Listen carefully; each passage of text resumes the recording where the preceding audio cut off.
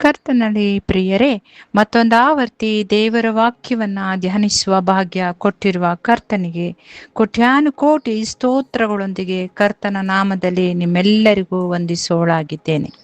ಪ್ರಾರ್ಥನೆ ಮಾಡುವ. ಕರ್ತನೇ, ಶರಣನೇ, ನನ್ನ ವಿಮೋಚಕನೇ, ನಮ್ಮ ಮಾತುಗಳು, ನಮ್ಮ ಹೃದಯದ ಧ್ಯಾನವು ನಿನಗೆ ಸಮರ್ಪಕವಾಗಿರಲಿ. ಆಮೇನ್. ಕರ್ತನಲ್ಲಿ ಪ್ರಿಯರೇ, ಕಳೆದ ವಾರ ನಾವು ಕೀರ್ತನೆಗಳು 23, 4 ಮತ್ತು 5ನೇ ವಚನಗಳನ್ನ ಧ್ಯಾನಿಸಿದೆವು. ಅದರ ಮುಂದುವರೆದ ಭಾಗವಾಗಿ 23ನೇ ಕೀರ್ತನೆಯ ಕೊನೆಯ ವಚನ 6ನೇ ವಚನ ಇಂದು ಪ್ರಾರ್ಥನಾ ಪೂರ್ವಕವಾಗಿ ಧ್ಯಾನಿಸುವ. ನಿಶ್ಚಯವಾಗಿ ನನ್ನ ಜೀವಮಾನದಲ್ಲೆಲ್ಲ ಶುಭವು ಕೃಪೆಯು ನನ್ನನ್ನು ಹಿಂಬಾಲಿಸುವು. ನಾನು ಸದಾ ಕಾಲವು ಯೆಹೋವನ ಮಂದಿರದಲ್ಲಿ ವಾಸಿಸುವೆನು ಎಂಬುದೇ. ನಿಶ್ಚಯವಾಗಿ, ಎಷ್ಟು ಸುಂದರವಾದಂತಹ ಈ ಒಂದು ವಾಕ್ಯವಾಗಿದೆ ಇದು. ಯೋಚನೆ ಮಾಡಿ. ನಿಶ್ಚಯವಾಗಿ ನನ್ನ ಜೀವಮಾನದಲ್ಲೆಲ್ಲ ಎಂಬುದಾಗಿ ಕೀರ್ತನೆಗಾರನು ಇಲ್ಲಿ ಬರೆದಿರುವುದನ್ನ ನಾವು ನೋಡ್ತೇವೆ. ನಿರ್ಮಲ ಚಿತ್ತರಿಗೆ ಯೆಹೋವನು ದಯಾಪರನೆಂದು ಕೀರ್ತನೆಗಾರನು ಹೇಳಿರುವನು. ಕೀರ್ತನೆ 73:1. ಎಷ್ಟರ ಮಟ್ಟಿಗೆ ನಮ್ಮ ಹೃದಯ ಶುದ್ಧವಾಗಿರುವುದೋ ಅಷ್ಟರ ಮಟ್ಟಿಗೆ ದೇವರನ್ನ ನಾವು ದಯವುಳ್ಳವನು ಎಂಬುದಾಗಿ ನಾವು ಕಾಣಲು ಸಾಧ್ಯ ಪ್ರಿಯರೇ. ಮತ್ತು ಒಳ್ಳೆಯದನ್ನು ಪಡೆದುಕೊಳ್ಳಲು ಸಾಧ್ಯವಾಗುತ್ತೆ.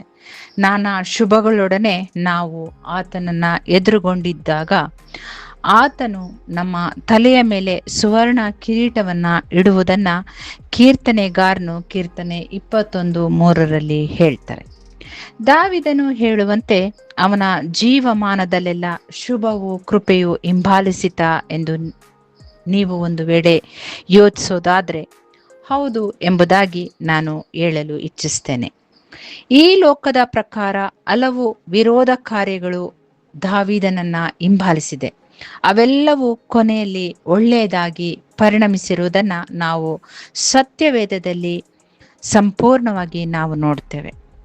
ದೇವರ ಸಂಕಲ್ಪದ ಮೇರೆಗೆ ಕರೆಯಲ್ಪಟ್ಟು ಆತನನ್ನ ಪ್ರೀತಿಸುವವರ ಹಿತಕ್ಕಾಗಿ ಎಲ್ಲಾ ಕಾರ್ಯಗಳು ಅನುಕೂಲವಾಗುತ್ತದೆ ಎಂಬುದಾಗಿ ರೋಮ 8:26 ಪ್ರಕಾರ 28 ಪ್ರಕಾರ ಸತ್ಯವೇದ ಹೇಳುವಂತೆ ದಾವೀದನ ಜೀವಿತಾವಧಿಯಲ್ಲಿ ಎಲ್ಲವೂ ಬಹಳ ಸುಂದರವಾಗಿ ಆತನನ್ನ ಶುಭವು ಕೃಪೆಯು ಹಿಂಬಾಲಿಸಿರುವುದನ್ನ ನಾವು ನೋಡ್ತೇವೆ.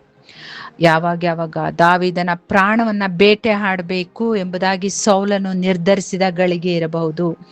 ಅವನ ಸ್ವಂತ ಮಗನಾದ ಅಬ್ಷಲೋಮನು ತಂದೆಯನ್ನ ಅರಮನೆಯಿಂದ ಹೊರ ಹಾಕಿದ ಸಮಯ ಇರಬಹುದು. ಮತ್ತು ಶಿಮ್ಮಿ ಕೆಟ್ಟ ಮಾತುಗಳಿಂದ ಆತನನ್ನ ಶಪಿಸಿರುವಂತ ಕ್ಷಣ ಇರಬಹುದು. ಇವೆಲ್ಲವೂ ದಾವೀದನಿಗೆ ಒಳ್ಳೆಯದಾಗಿ ಆಶೀರ್ವಾದವಾಗಿ ಪರಿಣಮಿಸಿರುವುದನ್ನ ನಾವು ಸತ್ಯವೇದದ ಮೂಲಕವಾಗಿ ನಾವು ನೋಡುವವರಾಗಿದ್ದೇವೆ ಪ್ರಿಯರೇ. ಕರ್ತನ ಆಶೀರ್ವಾದವನ್ನ ಕಂಡು ಕರ್ತನನ್ನ ಸ್ತುತಿಸಲು ಅವನು ಈ ಮೂಲಕವಾಗಿ ಆತನು ಸಿದ್ಧನಾದನೇನೋ ಎಂಬುದಾಗಿ ನಾನು ಯೋಚಿಸ್ತೇನೆ.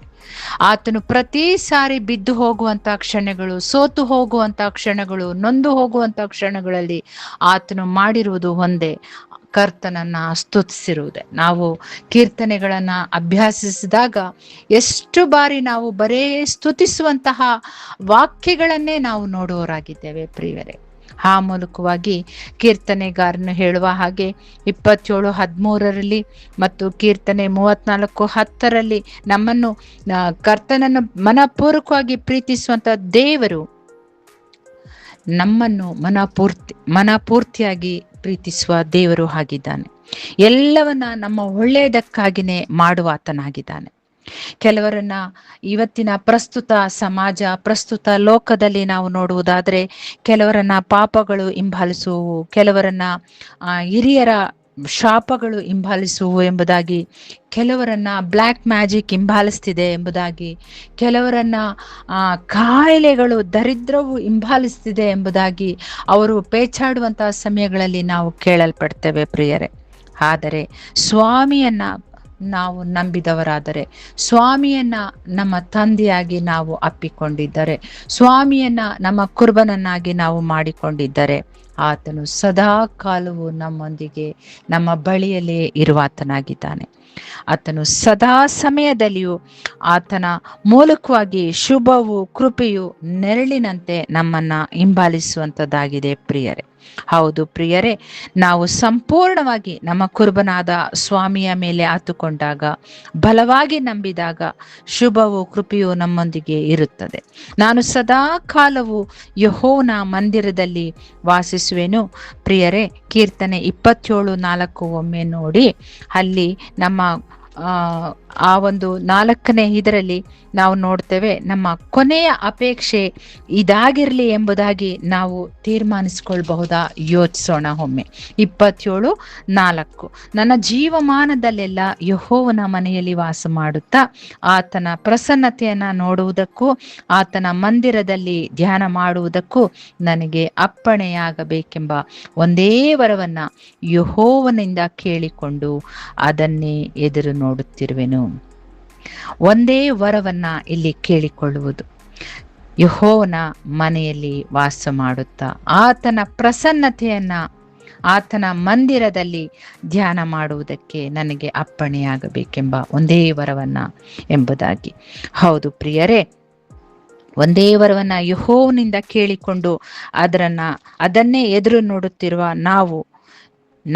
ನೀವು ನಿಮ್ಮ ಪರಿಸ್ಥಿತಿ, ನಿಮ್ಮ ಸ್ಥಿತಿಗತಿ ಏನೇ ಇರಬಹುದು, ಕೀರ್ತನೆ 23:6ನೇ ವಚನವನ್ನ ಪ್ರಾರ್ಥನೆ ಮಾಡಿಕೊಳ್ಳಿ.